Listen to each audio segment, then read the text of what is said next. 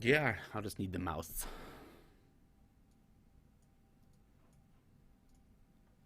Boom. You're live. And we are live here in the Mike the Cop studios from downriver Detroit. Good day.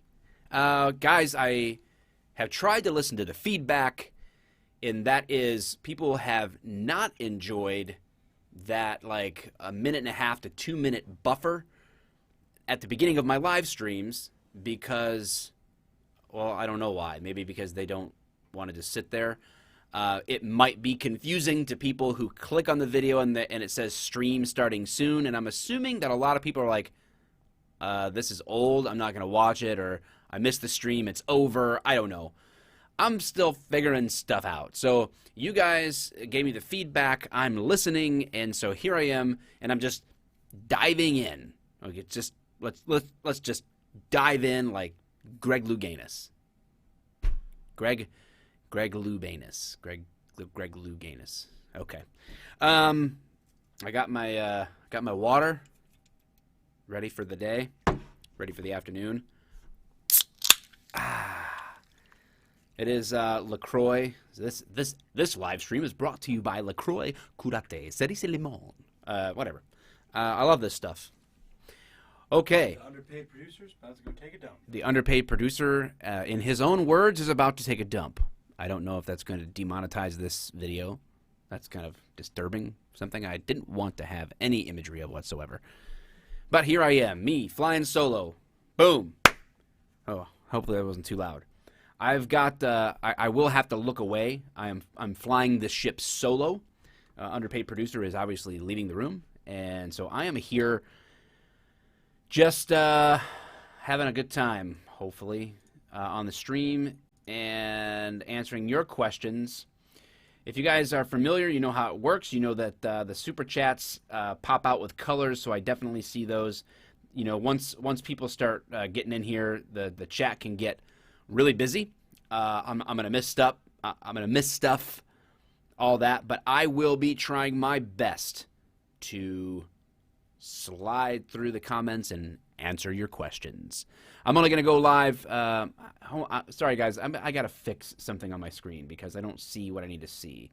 I want to watch the time because I'm not gonna go more than 30 minutes, and I don't want to abuse that. And this is pissing me off. All right, we're at 3 minutes. Only 155. Oh, 170 people. Now we're jumping a little bit. Okay. All right. I will preface this. Someone just already asked, hey, Mike, what's your craziest story?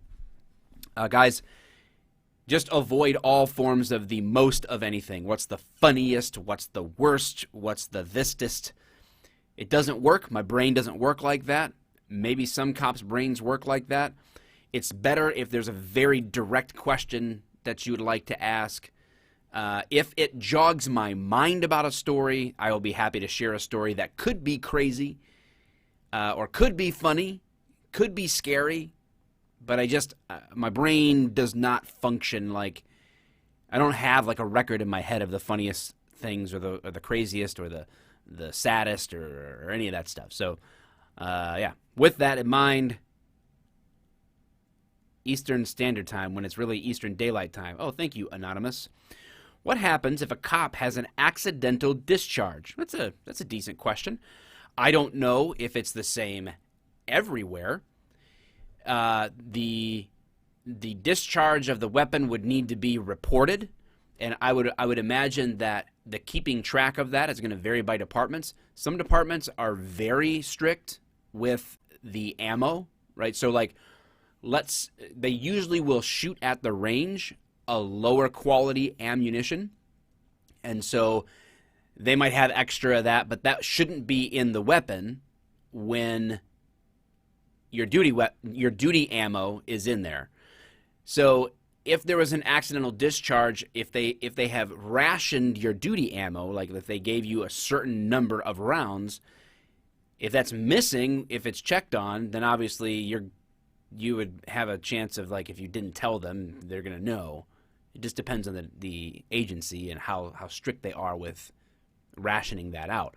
But you would just report that to your supervisor typically. And if there was a law violated, well, then, obviously a law was violated.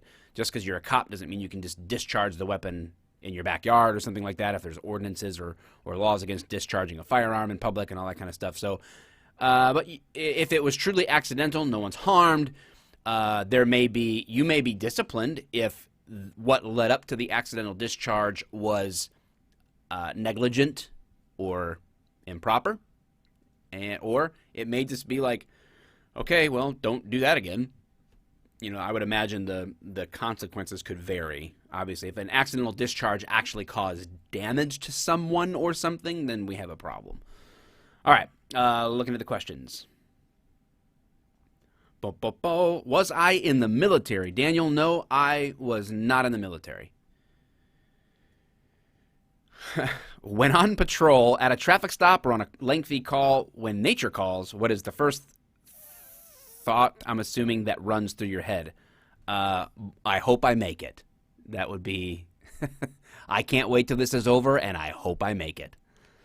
All right, super chat here from Grant.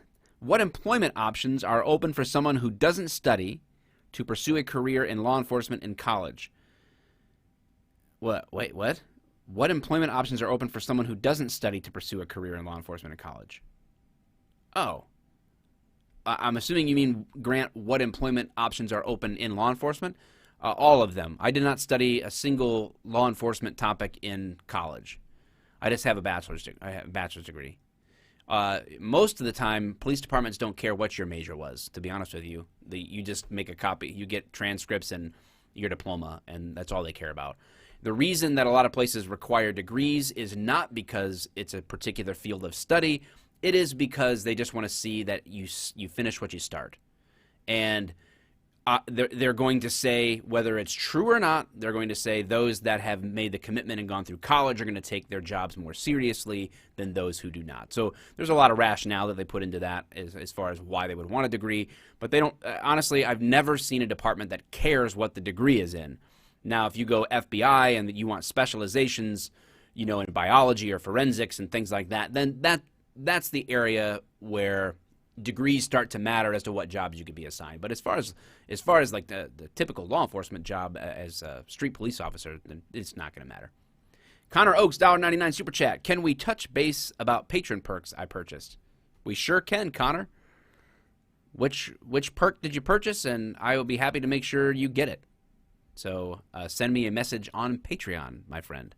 I look at those messages. So if you are a patron, then please send me a message on Patreon, and I will answer you there, Connor. I appreciate that. What else? Have you ever been fired at during duty? Riley, no, I have not. I have had people with knives. I've encountered someone that has raised a knife at me. I have not ever encountered a situation where a firearm was fired at me. People with firearms, yes. No one that ever attempted to use them on me, real or fake. Someone asked what police department I am an officer for. I do not share that. All right. Cool Mason missed the memo. Den Cowboy, give sovereign citizens a clue. Haha, poor lost bastards break the law, then preach it. Yeah, sovereign citizens are something else. They just live in their own world, man. I guess that's why they're sovereign. I don't play games with them, though. If you've ever watched the sovereign citizen video I have a couple, I think, but the main one that I made, it's ask, tell, make. In that order, in as little time as it takes to make that happen. When I encounter someone that claims to be a sovereign citizen or has behavior like that, I just don't mess with it. I don't tolerate that kind of nonsense. I don't have time for that. Ain't nobody got time for that. All right. Ben Stevens with a super chat. Thank you very much. I make coffee for a lot of cops. White chocolate lattes seem to be the cop favorite. What's your perfect cuppa? I prefer Americanos. That is my favorite way to drink coffee. So you load up 3 or 4 shots of espresso and mix it with some hot water in there, and man, I'm in heaven. That is the best thing, which is a bummer because at home I don't have an espresso maker. I need to get one, but I think they're kind of expensive for what I would want, especially if I got to make three espresso shots or 4 espresso shots and mix it in. I don't know. I need to look into that. I need an espresso maker so I can make Americanos at home. It's just a lot better on your gut than drip coffee. I love it. Chad, $1. Thank you very much. There's no question, but I do appreciate the super chat. Someone, Lone Samurai, you asked me a question about the sovereign citizens that I literally just answered. Do cops negotiate with your light has you washed out? Okay, I don't care. Do cops negotiate with terrorists or in hostage situations? Yes. I'm not sure about domestic, or international terror, but they do have hostage negotiation teams in larger departments or in task forces among smaller departments, and people can be trained for hostage negotiation, yes. Do they truly negotiate with them in terms of, like, if the guy says, I want a helicopter and a 6-piece McNugget? No, they don't get them helicopters. Maybe they get them McNuggets. I don't know.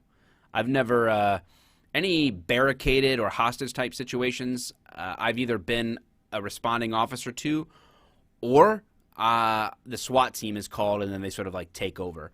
I recently, and this is an example of when I say, like, if something jogs my memory or makes me think of a story, I'll go ahead and tell it. And Pierce, I see the super chat, and I'm going to get to your questions.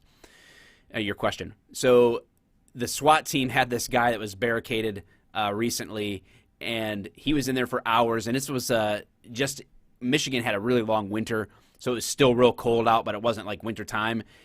And the SWAT team actually has 2 firemen on the team. They're medics, and they hooked up a hose to the fire hydrant and just doused. They broke all the windows, and they doused from the top down the house with water that just froze him out and had water dripping on the bad guy. So he gave up. So I don't know if that's considered negotiating or not. They asked him to come out, and he wouldn't do it, but nobody was harmed. So that's the good point, you know. Pierce, thank you for the super chat, my friend. You said, just finished my contract in the Army, and I've been thinking about becoming a police officer. Do you think that my training as a 12 Bravo combat engineer in the Army would help me land a job? Okay, Pierce, a couple of things. First of all, if you follow my content, you know my buddy Dave and I do a podcast called Off the Cuff, and you can find that on SoundCloud or iTunes, and we have 2 episodes about comparing Army boot camp, or Army basic, I'm sorry, it's not boot camp, it's basic in the Army. Army Basic with Police Academy, and we talk about that topic a little bit. Do I think it will help? Absolutely, and in 2 ways. One is anyone with military experience, the mindset of having a job to do and going through the difficulties to accomplish it is there. Working with others as a team to get stuff done, that's there. So this is all very good experience from a military standpoint, carrying over. A lot of people come from the military to law enforcement because there's this sense of mission. And that's a good thing. Also, on civil service exams or interviews, where are you taking my keyboard? I'm controlling it now. Oh, you're controlling it now. Okay. You can also get preference points for having military experience. So there's also that. So I would say if you're interested in law enforcement, go do some ride-alongs and all that stuff. And, yeah, be great to have you. I'm going to adjust this mic up a little bit, get a little bit closer. If you're just joining the stream, this is Ask a Cop Live. What questions have you answered so far? I've answered a bunch. I'm down to Keith Cooper's here. Super chat, $5. Thank you, Keith. Do you have a comment on the Waffle House in Warsaw County? Yeah, I'm glad I wasn't there to get waffles that day. That's Yarn Fairy, you were the $1 super chat. Thank you. No question, but thank you for the super chat. I'm glad I wasn't with the Waffle House. How do cops howl back anger? Hold back. Hold back anger after a cop is killed and have to deal with the suspect. That's an interesting question, Christopher. Thank you for the super chat and the question. In the police academy, we had a guy, a lieutenant with the department, come in, and I don't remember exactly what the topic of the class was, but he talked about just sharing some personal experiences of being a cop and the difficult things that you have to see. And he shared the story about a child molestation and catching the bad guy and having to arrest this guy, interview him, deal with the stuff. And I was just imagining this happening to my kids. And I asked the cop the question, how did you stop from beating the living hell out of that guy? Or just straight up killing him? How do you do that? And I won't forget his answer, because he said that's the difference between us and them. And it's really, really stuck with me. And so, is there a lot of anger when another officer is killed? Yes. But the difference between those that hold the thin blue line and those that are evil on the other side is that we ultimately are not like them. So it's a character issue. And so, God willing, we maintain that high level of integrity and character and don't lose our way. And so I hope that answers the question. Chad, you said, have you ever met or worked with any bounty hunters? I worked with, no, like directly as a cop. I have not worked with any bounty hunter. Can you go back up? I need the questions, bro. UPP. Oh, thank you. Oh, yeah. sorry. You know how you can freeze it on there? Thank you. I have met two different kinds of bounty hunters in my career. You've got complete and utter douchebags on one side who want to play cop, and they're idiots and they're dangerous because they have no clue what they're doing.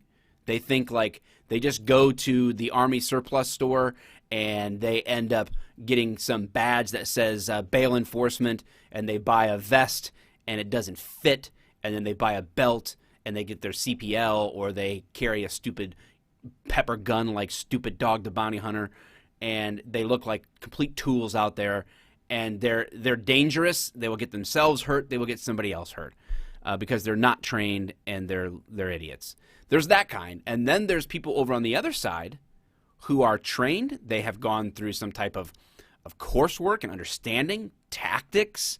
Like, they have prepared to do the job safely, and they do it professionally. They will come into the department and say, this is the house that we're going to. We believe this guy's at. We just want to let you know we're going to be in the area. This is our car. This is our license plate. This is what's going on. If you would like uniformed officers in the area, that's great. And they handle themselves professionally, and they're skilled at what they do. Those guys, I'm like, hey, right on. And it's always a pleasure to see people that are professionals in their industry. And I'm not a bounty hunter. I believe that bounty hunting should exist, and I support people who aren't idiots doing it. All right. Are we sure? We're sure we didn't miss any, right? Okay, cool. Chad, what did he ask? You just talked about. Oh, okay. I'm making sure I'm not missing the super chatters, bro. Okay. Jeff Grillet, thank you for the super chat. Is a cop allowed to pull over another cop for a traffic violation? Yes and no. It probably wouldn't happen too often because there is too many opportunities. I'm only experienced in Michigan law.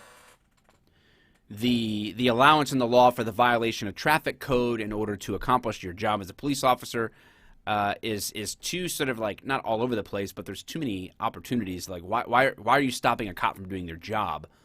So usually that would be handled in a different way than pulling them over. It would be sort of pointless to do that, the same city, because cities are self-insured. So what are you going to do? Charge the city to pay the city? It just doesn't make any sense, right? So usually it would be like contacting the supervisor or something like that if there's truly an issue. Stephen Workman, thank you for the super chat. Can an off-duty officer stop you for speeding? Again, I only know Michigan law. In Michigan, you cannot conduct a traffic stop as a police officer unless you are in a properly marked car. It has to have red and blue lights in 360 degrees in order to count as that, and has to have some marking on the car as such. That is required to make a traffic stop. That is not required for non-traffic stop contacts. I'm talking about just a traffic stop like speeding or something like that. That has to be required. If I'm off duty in my jurisdiction, I can write a license plate down, get a description of the driver, and send a ticket in the mail. So that would just depend. If you're a state trooper, then you could do it anywhere. If you have a take-home car, you could do it anywhere in your jurisdiction if you have the car. I wouldn't recommend it. I'm the kind of guy that's like, hey, if I'm off duty, I need to go home and be with my family or live my life. You know, I'm not like, I'm not that guy, but that's just me. Smuck MKK, thank you, sir, for the super chat. What's the craziest experience you have had with gang members? Any gang? I really haven't had any crazy experiences with gang members. I have arrested people who claim to be part of a gang. Gang culture in Metro Detroit is more grassroots than it is true organized crime. When I think of gangs, I think of like gangs that truly have a structure to them and they're actually doing and engaging in illegal activity that's generating revenue, and like there's a gang, there's a real thing.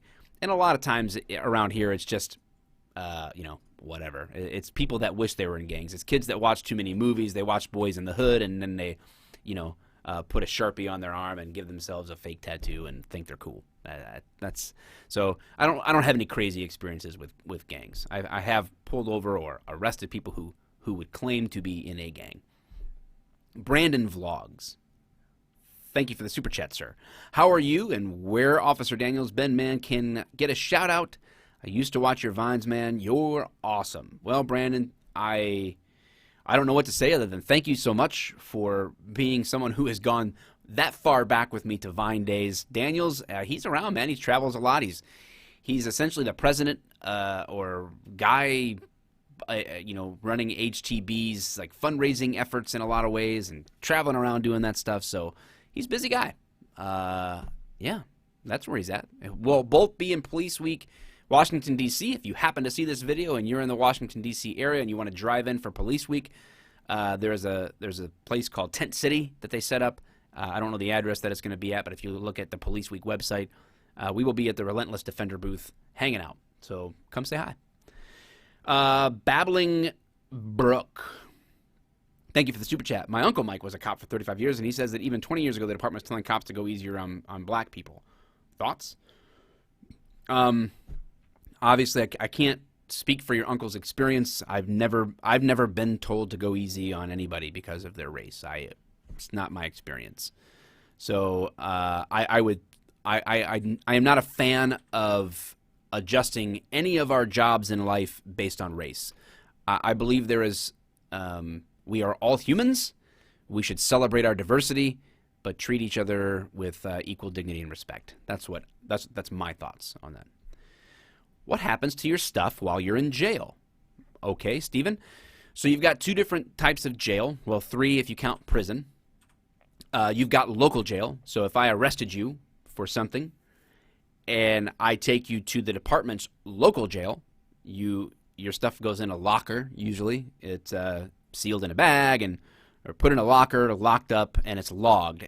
And typically they're going to jot down or you're going to sign a piece of paper that says, here's all the stuff that I have. That way it's like, hey, where'd my $5 go? Or where'd my $5 million go? Or whatever it is. Like, I had 5,000 in there. Where did it all go? So that they can't do that. So everything's usually on camera and you write it all down so that there's no dispute. That's the idea. It gets stored in a locker room or a locker or some dedicated area for property.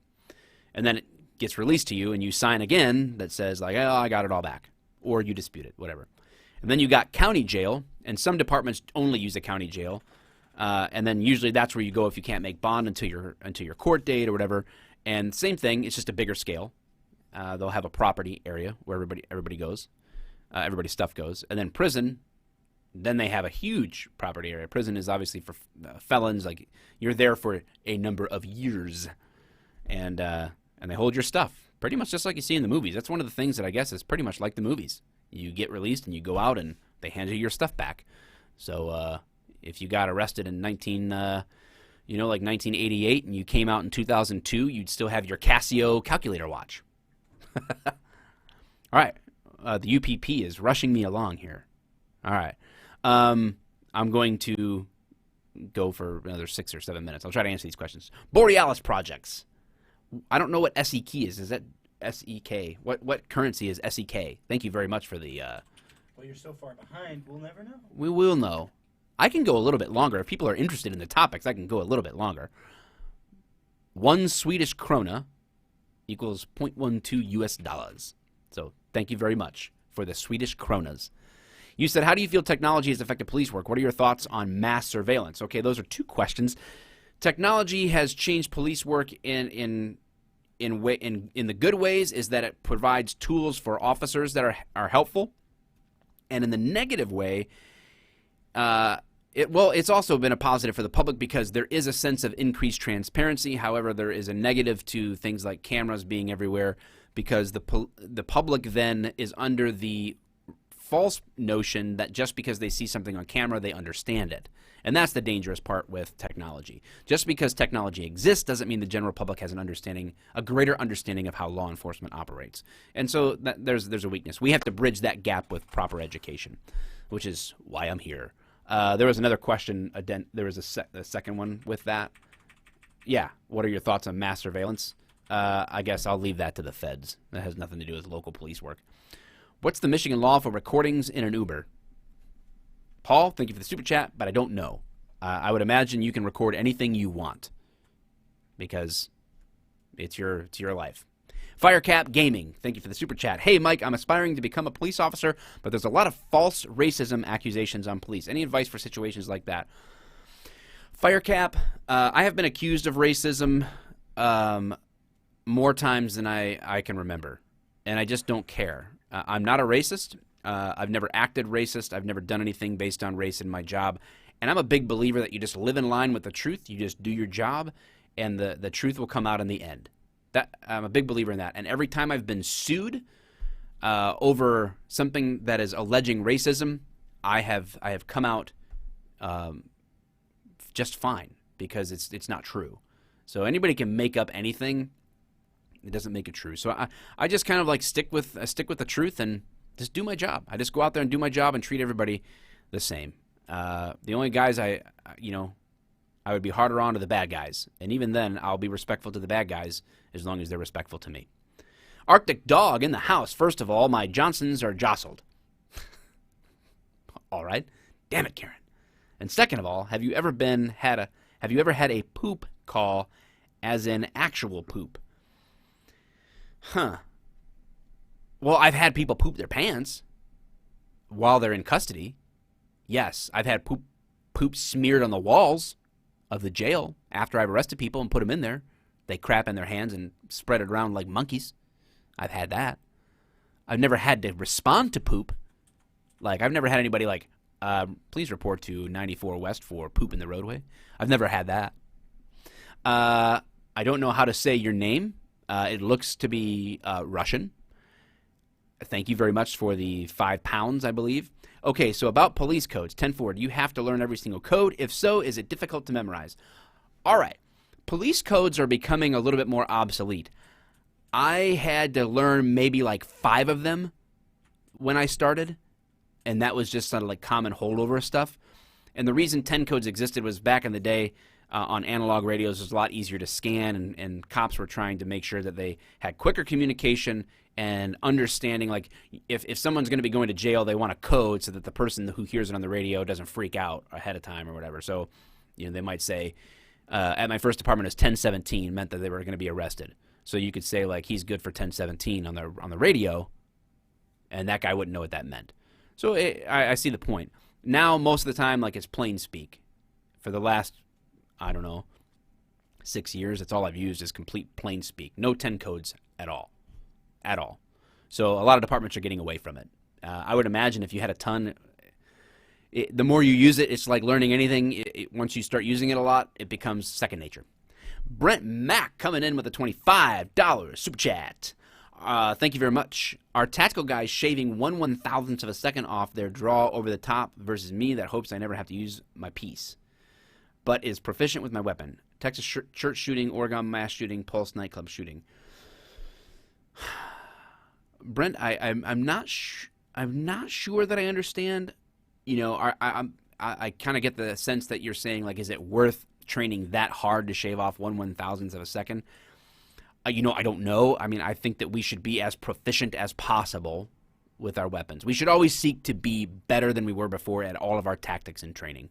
So, not sure if that answers the question, but everyone, officer or or private citizen who carries a gun, I think should treat that responsibility seriously and train with their weapon as often as they can to be as proficient as they can. Melon Chili Sauce Destroy Cat Muffin. Thank you very much for the super chat. Hey, Mike, just wanted to thank you for your videos. I was raised in a rough area and was taught to not trust cops from the get-go. Your vids have helped me see things in a different light. Melon, I appreciate that. That is one of my favorite things to hear. I love the fact that I can just be honest and open and straightforward in my videos and my content and my beliefs, and that people would see that, and that would help in any way shape them to have a better view, a more accurate view of law enforcement. So thank you very much. I'm humbled by that. Kenny Shannon, $5 super chat. Quick, Karen is spotted using or causing a ruckus in her natural habitat at Starbucks. What do you do? Oh, man. Well, I don't know. What do you do when Karen is losing it at Starbucks? Just walk away. Just walk away, man. It's not worth your time. Karens are hopeless. You can't do anything about a Karen.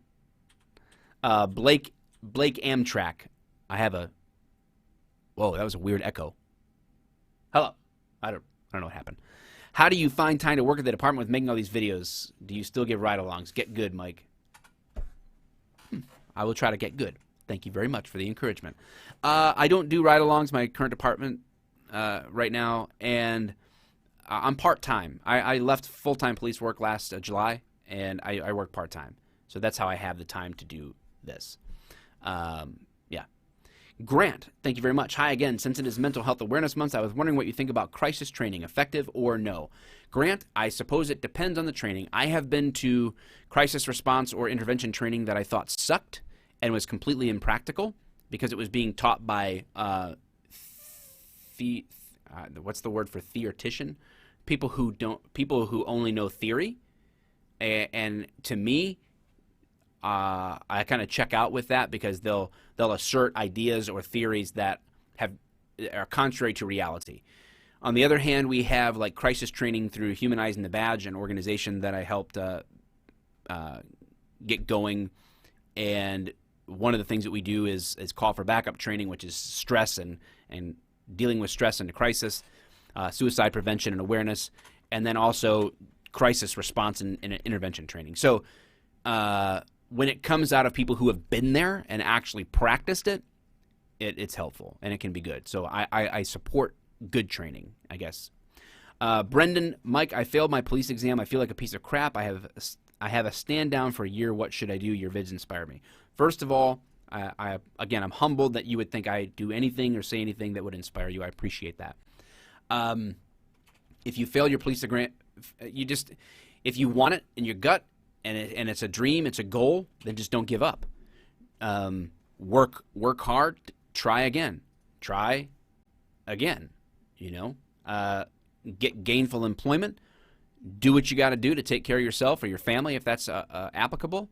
Train, study, and now you know, right? You took the test. You know where you might be weak, and just improve those weaknesses, man, and keep trying. So don't give up.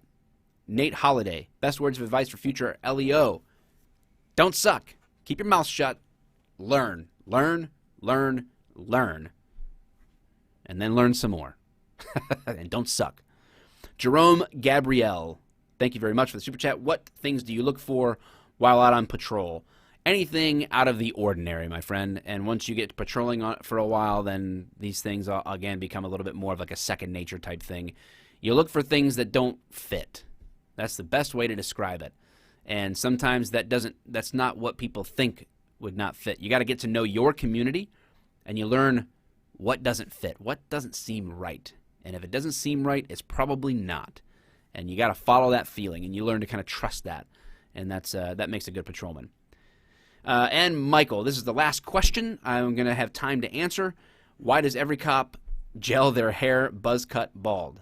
Well, you can't have it all. You can't gel a buzz cut, but I don't know. It's police culture, I guess. Yeah, I don't know. I don't know what to tell you. A lot of them are bald. I don't know why, because it looks cool, I guess. I mean, look at me. It's beautiful. I can't speak for the hair people because I'm not one of them.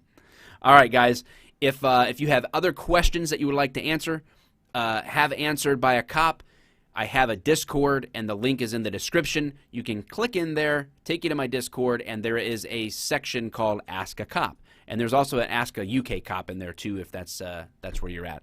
So feel free to drop questions in there. I hop in there and answer questions, and I have other cops. What? Can we see your shirt?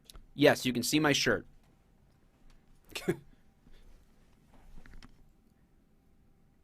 The devil caught me with my head down until I looked up and said, amen. This is the new company I'm working with. There we go. Relentless Defender Apparel. I'll drop the link in this description too. Follow that link. It's very important that you follow that so they know that I sent you. And this shirt and all kinds of other awesome ones are available if you're pro law enforcement. Or patriotic. They have a patriotically correct series that I love. So you'll see me wearing a lot of their shirts coming up. All right, guys, that is it for today's stream. I appreciate you tuning in, and we will see you next time.